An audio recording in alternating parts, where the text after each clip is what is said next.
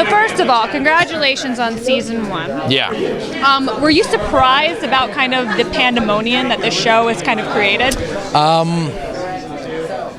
I'm not saying I was surprised. Because I was pandemonious when I read the script. Yeah. Like I'm a huge sci-fi lover. I'm a huge fan of this genre, and there's been such a hole in the world of sci-fi, especially in television, for intelligent, gritty, realistic, kind of alien-worthy, Battlestar-worthy, kind of Blade Runner type sci-fi. And so I was so hopeful that the fans and the viewers would feel exactly the same way as we all feel about this project. Because sometimes you go in and you're like, yeah, I know it's good, but I don't know if this is gonna bite or not. But we all were like, oh my God, how can this not? We were all so in love with how incredible the writing is and the story, and the novels were great. And you know, you're coming in with novels that have got hundreds of thousands of fans. Have you read the novels? I've read 2 of them. Okay. Because those 2 coincide with the 2 seasons that we're doing. I could have read more, but I found that I didn't want to go too far ahead of the game, because if I read them as we're shooting, then I can keep all the information from the novels in my head while we're going, which really do inform what we're doing on the TV show. That's awesome. So as the actor, you definitely take more, because obviously in the novels you're getting more information about your character. Yeah, you get a lot of information, you get a lot of backstory, a lot of stuff that you can't show on a television show because it's visual. Yeah. And so I will get a lot about Alex and about the story that we're going through from the novels that then I'll use in small ways sometimes, just in terms of his behavior, his mannerisms, his attitude, his perspective on things, that really just helps me flesh him out into 3D. Awesome. So how has he changed from season 1 going into season 2?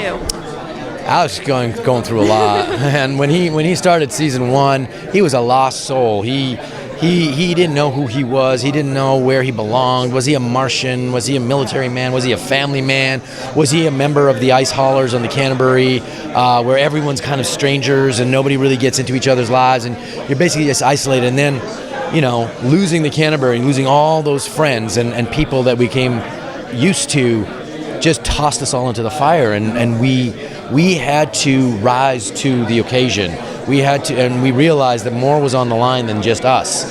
This was like something of interstellar proportions. This was like global extinction on the line here, or universal extinction, and all of our metal was tested. So Alex, who's kind of been hiding in the shadows, kind of been a background player, kind of just keeping to himself, was forced to become the fighter pilot that he has always wanted to be and that he always had inside him. And then season 2,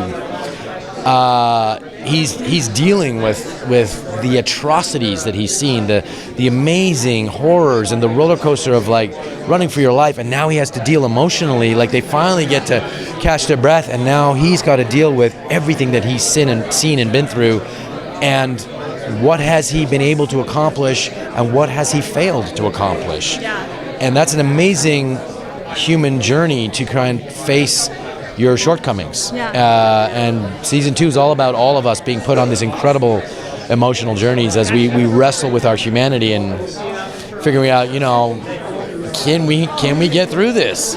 So you love sci-fi so much. Do you have a favorite sci-fi movie?